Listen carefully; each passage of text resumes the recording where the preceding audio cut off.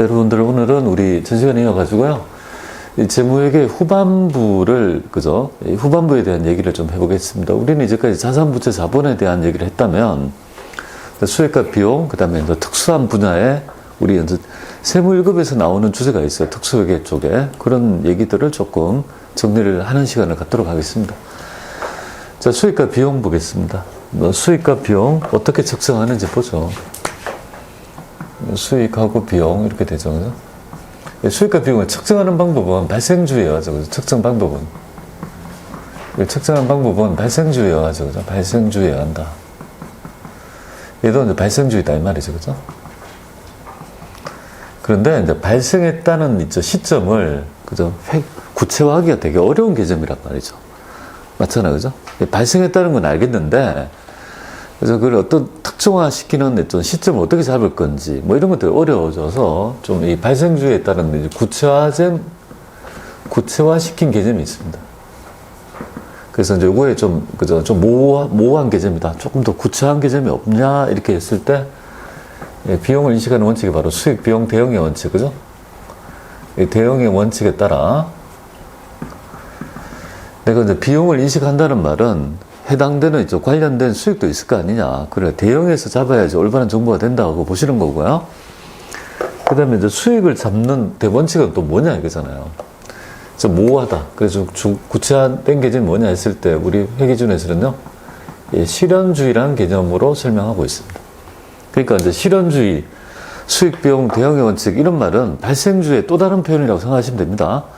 전혀 다른 개념이 아니다. 이 말이죠. 그죠? 그래서 그러면 이제 수익을 이제 어떻게 인식할 거냐 이거잖아요. 그죠? 그래서 제가 수익을 인식하는 기준은 수정 발생주의인 뭐 이렇게 돼 있죠. 제가 표현을 이렇게 했잖아요. 수정 발생주의인 뭐라고요? 실현주의에 의해 가지고 인식한다 이렇게 얘기했잖아요. 그죠? 그 실현주의가 발생주의와 똑같은 개념이라고 생각하면 되겠습니다. 자, 좀 더 구체화한 개념 아니겠습니까? 그러면 이제 실현되었다는 건 도대체 뭐냐 이거잖아요. 실현주의라는 부분이. 그죠? 실현주의라는 개념이 이루어지려면 요건이 두 가지가 있는 거예요. 첫 번째가 실현 혹은 측정 요건, 혹은 가득 혹은 발생 요건 이렇게 부르는데요. 그럼 이건 뭐 측정 요건이라고요. 이거는 이제 발생 요건 이렇게 부릅니다. 요건 이렇게 부르죠.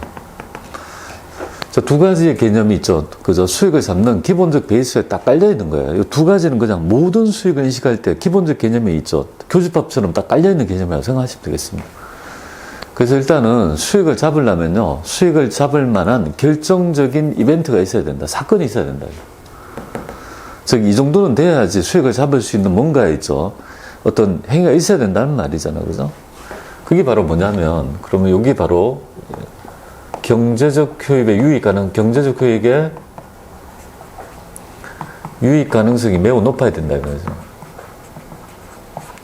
즉, 경제적 효익의 유입이란 말은, 그죠? 현금 창출 능력을 얘기합니다. 그러니까 돈을 벌 수 있을 만큼의 뭔가의 일이 있어야 된다는 개념이에요. 그리고 수익을 잡으려면 어떤 측정의 신뢰성, 그 금액을 합리적으로 뭡니까? 금액을 알아야 될 거 아니겠습니까? 그래서 이게 측정 요건은 측정의 신뢰성이 담보돼야 된다. 이거 측정의 신뢰성이. 된다. 그래서 나타나는 있죠. 이 두 가지 이렇게 나타나고요. 그래서 모든 수익은 뭐야? 두 가지의 기본적 개념을 깔고 시작한다. 스타트한다. 이 기본적 개념이 뭐라고요? 첫 번째. 경제적 효익의 유익 가능성이 뭡니까? 경제적 효익의 유익 가능성이 뭡니까? 매우 높아야 되고, 그 다음에 있죠. 측정의 신뢰성이 있어야 된다. 신뢰성이 있어야 된다. 글씨가 왜 안 되나? 있어야 된다. 이거죠. 이 두 개는 기본적으로 1, 2라고 제가 말씀드릴게요. 1번, 2번은 그냥 기본적인 수익을 인식한 요건이다. 이렇게 보면 돼요. 그렇잖아요. 내가 수익을 잡을 만한 있죠. 그만큼의 사건이 있어야 된다는 말이 경제적 효익의 유익 가능성이 매우 높아야 되고, 그 금액을 합리적으로 측정할 수 있어야 된다는 거 아니겠습니까? 이 두 개를 기본적으로 깔면서 우리는 수익의 인식 시점을, 그죠? 정상적인 영업 주기 내에서 찾기 시작합니다. 그래서 제조기업의 영업 주기를 한번 살펴보면, 제조기업은 재료를 사서 투입하지 않겠습니까? 그러면 생산 과정을 거쳐서 완료가 되고, 판매가 되고, 판매된 대금을 회수된 대금을 다시 있죠. 재료를 투입하는 이 1년의 하나의 사이클을 정상적인 영업주기라고 하잖아요. 그럼 이 중에서 도대체 어디에서 있잖아. 어떤 시점에서 수익을 잡을 거냐의 얘기예요. 그래서 회계 중에서는, 그죠? 크게 이제, 그죠? 두 개가 있잖아요. 재화와 용역. 상품, 제품은 재화. 용역은 서비스 뭐 이렇게 되잖아요. 그걸 찾기 시작합니다. 그래서 결론부터 말씀드리면요. 여기, 재화는 뭐라고요? 판매 시점에 있죠. 그죠? 수익을 잡도록 하는 원칙이 있고요. 그러면 용역은 뭐죠? 진행 정도에 따라 잡는 진행 기준 되겠습니까? 진행 시점. 요게 이제 대원칙이 되는 거죠. 그러면 요거를 모두 만족하는 이론적 근거 있잖아요. 요거 그렇게 잡는 이론적 근거가 출제가 되는데요. 요거 볼게요. 수익 넘어가고요. 요거 볼게요. 수익의 인식의 유형별 인식식인데요. 우리 회계기준에서는요. 요런 5가지 요건이 다 만족될 때 재화의 수익을 잡도록 합니다. 이 5개의 요건을 모두 만족할 수 있는 시점을 찾다 보니까 그 시점이 언제라고요?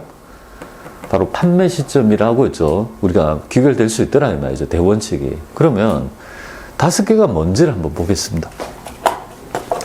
재화와 용역은 나눠서 이거 외우는 거 아니에요? 재화와 용역은 나눠서 볼게요. 재화하고 용역으로 나눠서 우리 2개를 좀 비교해 보도록 할게요.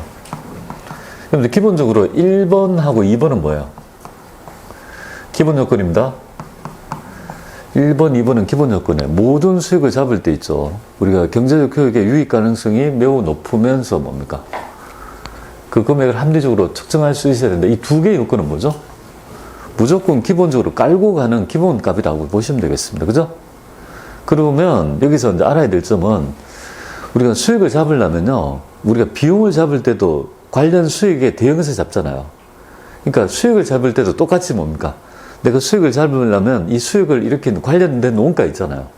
원가를 대응할 수 있어야 된다는 거죠. 그래서 5번째가 뭐죠? 거래에 관련하였거나 발생할 원가를 뭡니까? 이 거래 원가죠. 수익에 대응하는 거래 원가를 합리적으로 대응할 수 있어야 된다. 측정할 수 있어야 된다는 거죠. 그러니까 3번째가 바로 있죠. 뭐냐면 거래 원가 있죠. 거래 원가를 뭡니까? 측정할 수 있어야 된다. 측정이 할 수 있어요. 거래 원가를 측정할 수 있어야 대응시켜야 될 거 아니겠습니까? 얘도 마찬가지인 거예요. 이것도 거래 원가를 뭡니까? 해당 관련 거래 원가를 합리적으로 측정할 수, 거래 원가를 합리적으로 측정할 수 있어야 된다. 이거죠. 요 부분이 뭐야? 동일한 개념이라고 보시면 됩니다. 맞잖아요. 그죠? 2개 똑같잖아요.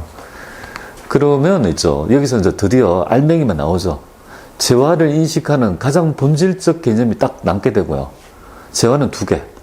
그리고 용역은 딱 하나만 남습니다. 요거 독특한 개념인데요. 그게 바로 3번, 4번은요. 4번, 5번은 동일한 개념이에요. 이 2개는 동일한 개념이라고 보면 되겠습니다. 자, 첫 번째 개념 볼게요. 내가 재화를 판매했다고 했을 때 있죠. 했다고 하면 수익을 잡으려면요. 실질적인 소유권이 이전돼야 된다는 거지. 실질적인 소유권이 이전돼야 된다는 거지. 우리 어저께 금융부채랄지 금융상품 같은 거 배울 때 금융자산 할 때 내가 팔아놓고 재매입 약정 뭐 이런 게 있다라면 그건 팔린 게 아니고 뭡니까? 그죠? 그거는 담보거래로 봐서 있죠. 제가 하지 못한다 뭐 이런 거잖아요. 그러니까 실질적인 소유권이 이전되지 않을 때 수익 못 잡게 하는 거죠. 제가 못하게 하는 거죠. 그죠? 그리고 내가 여기 보면 요겁니다. 첫 번째가 실질적인 소유권 이전이 첫 번째 개념이에요. 2번째는 뭐냐면 내가 최소한 수익을 잡으려면요. 팔았다면 그 해당 판매된 양도된 재화에 대해서 이러쿵저러쿵 할 수가 없어야 된다는 것이. 그게 바로 뭘까요? 예, 통제권 상실이라는 개념이에요. 5번째가 뭐야? 내가 그저 통제권을 해당 양도 재화에 대해서 있죠. 통제권을 상실해야 되지. 내가 팔아놓고 그 재화에 대해서 내가 권리가 있다는 건 팔린 게 아니지 않습니까? 그러니까 수익을 못 잡게 하는 거 아니겠습니까? 그러니까 이렇게 5가지 요건을 모두 만족하는 시점을 찾다 보니까 뭡니까? 그 시점이 바로 뭐야? 바로 판매 시점이 되고 재화의 대원칙, 재화의 기본적인 수익 시기는요. 판매 시기, 즉 인도 시기가 되더라 이 말이죠. 이게 외울 게 아니잖아요. 그죠? 이걸 막 5개를 외우면 어떻게 돼? 못 외워요. 그죠? 그렇게 하시면 되겠습니다. 자, 그에 비해서 용역은요? 용역은 지금 보면 요거는 제가 말씀을 드릴 거고요. 용역은 요 4개잖아요, 4개. 4개 한번 체크해 볼까요? 자, 1번, 2번 기본가. 경제적 효익의 미유가는 매우 높고, 합리적으로 뭡니까? 수익 금액을 측정할 수 있고, 1번, 2번 2개잖아요. 그리고 이미 발생한 원가 및 거래 완료를 위해 투입할 원가, 대형 원가. 되고, 그러면 남는 게 뭐죠? 세 번째가 도드라진 개념 아니겠습니까? 그러니까 용역은 진행률을 알아야 된다고요. 왜? 진행 정도에 따라 가지고 용역은 수익 잡는 게 합리적이라고 보는 거지. 내가 일도 안 해주고 수익 잡으면 안 되는 거잖아요. 내가 일한 만큼 수익 잡는 게 당연한 논리 아니겠습니까? 그러니까 내가 일한 정도가 뭐가 되겠습니까? 바로 진행률이 되는 거죠. 진행률. 진행률을 합리적으로 뭡니까? 측정이 돼야 된다는 거예요. 측정이 돼야 된다는 거예요. 그래서 진행률 하면 뭐가 나와야 돼요? 용역에만 있는 개념이다. 이렇게 보시면 됩니다. 이렇게 5가지의, 4가지의 요점을 모두 만족하는 시점을 찾기 시작합니다. 그러다 보니까 가장 대표적인 시점이 언제 될까요? 진행 시점입니다. 진행 시점. 그래서 용역에 있잖아 수익 인식의 대원칙은 바로 진행 기준. 이렇게 보시면 되겠습니다. 되겠습니까? 이렇게 이론적 개념을 좀 알아야 되겠죠. 그죠? 세무 1급은 5가지, 4가지 익혀야 됩니다. 여기서 중간에 이상한 걸 끼워가지고 이 개념을 물어볼 때가 있습니다. 이렇게 해서 외우지 말고 정리를 해보세요. 자, 이렇게 대본칙을, 가지면서 여기에서 뭡니까? 우리 거래 형태별로 재화의, 재화 판매 형태에 따라가지고 다양한 우리 수익 인식 시기를 나타내고 있습니다. 이거는 여러분이 좀 아실 건데요. 위탁 판매는, 수탁자한테 넘겨준 시점이 아니라 수탁자가 판매된 시점이죠. 아실 거라고 보고요. 시용 판매는 사겠다고 의사표시를 하면 잡는 거고, 상품권이 많이 나오죠. 상품권은 뭐야? 발행했을 때는 어떻게 되겠습니까? 발행했을 때는 선수금이죠. 그죠? 발행하고 대가를 받으면 선수금이고, 그럼 티켓을 누군가가 있잖아요. 제시하고 물건을 사갔을 때 우리 회사 입장에서는 회수했을 거 아닙니까? 그 회수할 때 뭡니까? 예, 수익을 잡는 거죠. 그죠? 여러분들 혹시 부가치세법에서 상품권의 공급 시기 언제인 줄 아세요? 기억나요? 상품권의 인도 시기 기억 안 나요? 상품권의 공급 시기 기억나요? 상품권은 인도가 좋아한다 했는데 기억나요? 가공하고 상품권 누가 좋아한다고요? 인도. 그죠? 공급했다는 시기는 인도 시점이잖아요. 그 인도가 바로 회수 시점인 거예요. 자, 내가 티켓을 회수해야지 물건을 줄 거 아닙니까? 그 말 표현을 우리 법과 여기 있는 개념이 같은 의미인데 다르게 표현한다는 거지. 맞잖아요. 내가 티켓을 회수한 시점, 회수했다는 말은 물건을 줬다는 거 아니겠어요? 물건을 인도했다는 거고, 우리 부가가치세법에서는 그걸 어떻게 표현합니까? 회수 시점이라 안 하잖아요. 인도 시점이라고 하는 거죠. 그죠? 그래서 동일한 의미잖아요. 근데 표현은 좀 다르게 하고 있다. 그래서 제가 인위적으로 가공하고 상품권은 인도가 좋아한다고 기억나세요? 그 인위적으로 인도 시점이라 보고 얘는 뭐야? 상품권이지만 재무회계 개념으로는 회수 시점이다. 되겠죠? 이렇게 구분하시면 좀 좋을 것 같습니다. 그 다음에 할부 판매는요, 장단기 구분하지 않고 무조건 뭐야? 인도 기준. 이렇게 됩니다. 자, 그리고 요거 한번 가볼까요? 부동산 판매는 있죠. 대등인사. 기억납니까? 대금 청산일, 등기일죠, 인도일, 사용승일 중에 좀 빠른 날, 우리 법인세법에서 배웠잖아요. 대등인사, 이렇게 기억납니까? 정기 구동 간행물인데요. 이거 한번 가볼게요. 시험에 좀 가끔 나와요. 세무일급에서는. 어떻게 내냐면, 우리가 보통 이 구독 금액이 동일하다면, 만약에 우리 그런 거 있잖아요. 옛날에 잡지, 그 옛날에, 그 뭐죠? 그게 좋은 생각인가? 그런 거 있나요? 요새 있나요? 좋은 생각? 좋은 생각이라는 잡지책이 있지 않아요? 이렇게 포켓용으로 이렇게 된 거. 1년치 구매하고 이런 거 기억나세요? 요새는 그런, 원체 그런 게 없으니까, 그죠? 요새 인쇄물 잡지를 보지 않잖아요. 주간조선 이거 봅니까? 안 보잖아요. 그죠? 전부 다 우리가 인터넷에서 이렇게, 그죠? 구독하고 이렇게 되니까. 자, 그러면 여러분들이 봤을 때 이 구독 금액이 동일한 경우가 있어요. 동일하다면 내가 한 달에 10,000원에서 2년치를 결제했어요. 내가 지금 출판사라고 가정할게요. 그러면 2년치를 결제받았어요. 그래서 20만 원을 받았어요. 왜냐하면 2년치니까 DC에서 24만 원이 아니라 20만 원 해줬다 가정할게요. 그럼 결국은 1년치는 반이니까 20만 원, 10만 원 아니겠습니까? 그러니까 동일하다면 구독기간을 균등해서 인식해서 정액법 인식하면 돼요. 출판사 입장이라면. 근데 그렇지 않고 구독금액이 상이하다면 어떻게 되겠습니까? 정액법으로 못하는 거 아니겠습니까? 이런 경우가 있어요. 내가 있죠. 뭐 하버드 비즈니스 리뷰 같은 그 책이 있거든요. 그런 책을 보내주면서 번들로 뭡니까? 뭐 매경 이코노미스트를 뭐 6개월을 더 준다. 뭐 이렇게 되면 원래 본 잡지는 뭐죠? 본 잡지는 이거죠. 하버드 비즈니스 리뷰라는 이제 그 책인데, 그죠? HBR 요건데 곁다리로 매경 이코노미스트를 그죠? 곁다리로 그죠? 한 6개월 더 준다면 발송할 때 어떻게 됩니까? 6개월은 2권이 나가고 나머지 거는요, 한 권만 나갈 거 아니겠습니까? 그러니까 이렇게 이제 가액이 달라진다면 총 판매액 중에 차지하는 발송액이 있잖아요. 그죠? 6개월치에. 그걸 비율적으로 수익 인식한다. 그죠? 그러니까 그 구독 금액의 비율을 뭡니까? 안분해서 배분한다. 당연한 거 아니겠습니까? 그래서 만약에 매경 이코노미스트도 가격이 있다고 하면 그것도 이제 싸게 해서 만약에 그죠? 우리의 본책이 HBR이 그 하버드 비즈니스 리뷰가 있다면 그 책이 한 권당 10,000원이라면 120,000원이잖아요. 그죠? 매경 이코노미스트 6개월 동안 해가지고 뭡니까? 좀 싸게, 원래는 10,000원인데, 5,000원에서 6개월 하면 30,000원이 될 거니까, 그 발송하는 비율 있잖아요. 초탈 차지하는. 그 비율로 안분한다. 이렇게 보시겠습니다. 그래서 시험 문제에서 구독 금액이 동일하다면 정액법이다. 이렇게 보시고, 구독 금액이 상이하다면요. 총 금액에서 차지하는 발송 금액의 비율적으로 뭡니까? 안분한다. 이렇게 하면 그 말이 맞다. 이렇게 보죠.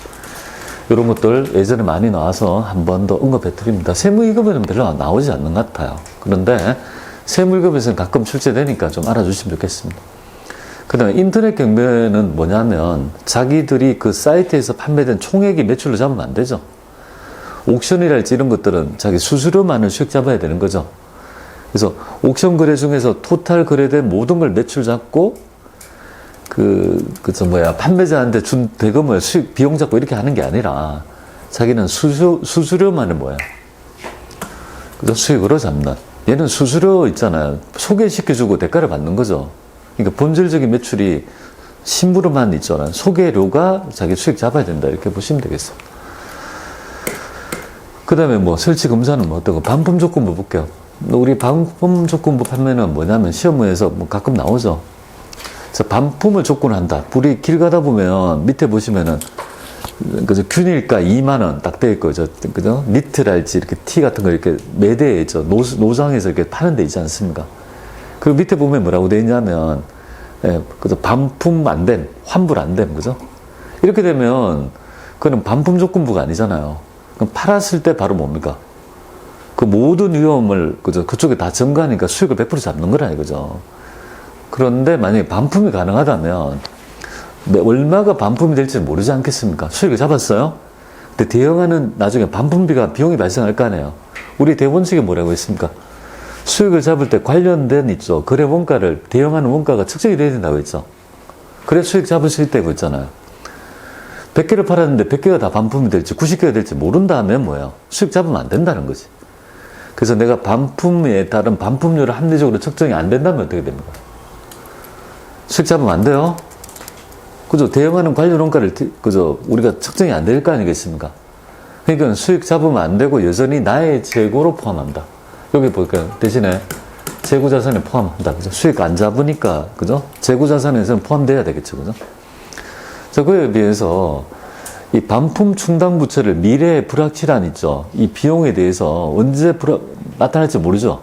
하지만 그걸 합리적으로 추정해서 대응시킨다면 뭐죠? 올해의 수익에 대응하는 원가를 측정해서 대응시키니까 관련 원가를 뭡니까? 측정해서 대응시켰다는 거 아니겠습니까? 그럼 수익 잡을 수 있다는 거지. 합리적으로 측정한다. 추정이 가능하다면 수익 잡고 이거는 뭐야? 그러면 얘는 재고 아니라는 것까지 여러분들이 재고 쪽에서 이런 것들을 가지고 물어볼 때도 좀 알아야 될 것 같아요. 재고가 될까 말까에 얘기까지 좀 알아야 될 것 같아요.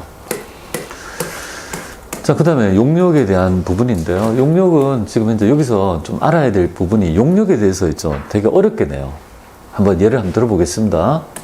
가장 대표적인 원가가 있잖아요. 뭐냐면 이런 거예요. 이게 뭐 예약 및 용역 매출, 그죠? 단장기 불문하고 뭡니까? 진행 기준 이렇게 되죠, 그죠? 진행 기준.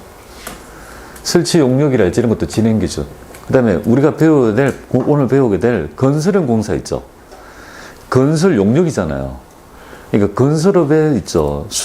공사 수익을 잡을 때 바로 진행 기준을 정해야 하거든요. 그래서 우리가, 그죠? 좀 심화해서 공부를 오늘 해야 될 부분이 되겠습니다. 자, 그럼 여기서 좀 나올 수 있는 거는 바로 광고 같은 거 좀 나오네요. 광고하고 공연 입장료 두 개가 좀 많이 나왔던 것 같습니다. 대원칙은 진행 기준인데, 광고는 뭐냐면요. 이 KBS나 MBC 같은 있죠. 이 방송국에서 광고 수익이 발생하지 않겠습니까? 그럼 이걸 언제 잡냐 이거죠. 계약할 때? 아니고요. 대중에게 키워드가 전달이 되겠습니다. 전달되는 시점. 대중에게 전달하는, 우리 요새 드라마 같은 거 보면은 중간에 보면 요새는 브레이크 광고가 되게 많더라고요. 갑자기 결정적인 순간에 뭡니까? 광고가 돌아와서 뭐야, 그죠? 이렇게 되죠. 그러면 대중한테 그 광고가 전달이 됐잖아요. 그럼 그때마다 이제 수익을 잡을 수 있는 거 아니겠죠? 이렇게 보시고요. 그 다음에 공연 입장료는 공연 기획사의 수익을 어떻게 잡냐 이거잖아요. 그래서 공연 기획사는 보통 우리가 연말이나 연초에 보통 공연 기획을 많이 하죠. 그래서 1월 5일부터 1월 10일까지 5일 동안에 뭡니까? 공연을 한다 할까요? 그래서 땡땡 있죠. 나오나에 뭡니까? 그죠? 나오나? 요번에 좀 티켓팅을 하려는데 3분 만에 매진이 돼서. 그죠? 부모님한테 한번 이렇게 해드리려고 하는데 마침 그 지역이 안 맞더라고. 아니, 한 몇 시간 있다 들어가 보니까 다 매진이 던데? 자, 그러면 그런 기획사들은 도대체 어떻게 수익 잡냐 이거잖아요. 티켓팅은 언제 잡아요? 그 이전 연도부터 티켓은 팔 거 아니겠습니까? 인터파크랄지 이런 데서 우리가 티켓 대행하는 업체에서 다 판매를 하지 않았습니까? 그리고 1월 5일 전까지 계속 판매가 될 거죠. 그래서 우리가 이제 행사가 개최되는 시점. 그러니까 1월 5일부터 1월 10일까지에 속하는 과세 연도에 뭡니까? 그때 회계 연도에 수익을 잡아야 된다는 것이지, 이전에 뭡니까? 티켓을 판매했다고 현금주의로 잡으면 안 된다는 거를 여러분한테 말씀드립니다. 요거는 전달, 요거는 개최 되겠습니까? 키워드가 되고요. 나머지는 진행 기준, 그 다음에 수강료는요. 강의 기간 동안에 뭡니까? 발생 기준에 따라 수익을 인식한다. 이렇게 보면 되겠습니다. 자, 이런 건데요. 자, 여기서 요 얘기를 한번 볼게요. 세물금은 더 올려야 되니까 볼게요. 요거 한번 볼게요. 여기 별표 놓고요. 보겠습니다. 이 지문이 세물금이 잘 나오는데 볼게요. 다만 용역 제공 거래의 성과를 신뢰성 있게 추정할 수 없대요. 아니, 그 용역 제공의 성과를 신뢰성 있게 추정할 수 있어야 되잖아요. 그게. 근데 없대요. 그러니까 보세요. 진행률을 측정할 수 있고 회수 가능성이 있다고 하면 우리가 지금 수익 인식을 하고 이 진행률에 따라 뭡니까? 진행 기준에 따라 수익을 인식한단 말이에요. 그죠? 수익을 인식할 때 요거가 뭐예요? 진행 기준에 따라 수익을 인식한다는 거 아니겠습니까? 여기 경우 1이 바로 우리가 수익을 잡는 기본적 개념이잖아요. 그런데 추정할 수 없대요. 추정할 수 있어야지, 성과를 추정할 수 있어야지 수익 잡는 거 아니겠습니까? 추정할 수 없고 발생한 원가의 회수 가능도 낮대요. 그러니까 보세요. 이것도 추정할 수 없고 회수 가능성도 낮대요. 그러면 그냥 일반적으로 여러분들이 보시면 두 번째 경우인데요. 이게 다만 용역 제공 거래의 성과를 신뢰성 있게 추정할 수 없다라고 하면 뭐예요? 경우 2는 보세요. 진행률을 모르지만 회수 가능성이 있다고 하면 수익을 잡긴 잡아요. 잡는데 자기가 투입한 원가 범위 내에서만 수익 잡는 거예요. 자, 여기서부터 보세요. 참 잘했어요. 이건 하나만 되는 거 회수 가능성이죠. 그러니까 수익을 잡긴 잡아요. 근데 발생 비용과 회수 가능 금액 중에서 적은 금액만은 수익 잡는 거예요. 근데 요 경우는 뭐죠? 여기 3번의 경우예요. 여기 3번의 경우. 진행률도 측정이 안 되고 회수 가능성도 없다고 하면 어떻게 됩니까? 이거 전부 다 XX잖아요. 지금 이렇게, 그죠? 약간 색깔이 변하는, 정도가 변하는 걸 보시죠, 그죠? 정도가 이렇게. 참 잘했어요. 수익 잡아라. 진행 기준에 따라. 그런데 합리적으로 추정이 안 됩니까? 근데 회수 가능하대요. 그러면 그 투입한 원가는 있을 거 아니에요. 고원가와 회수 가능 금액 중에서 적은 금액을 수익 잡도록 제한적으로 잡는데 둘 다 잘못했다면 어떻게 됩니까? 수익 잡을 수 있습니까? 못 잡아요. 수익 못 잡게 하는 거예요. 대신에 투입하는 원가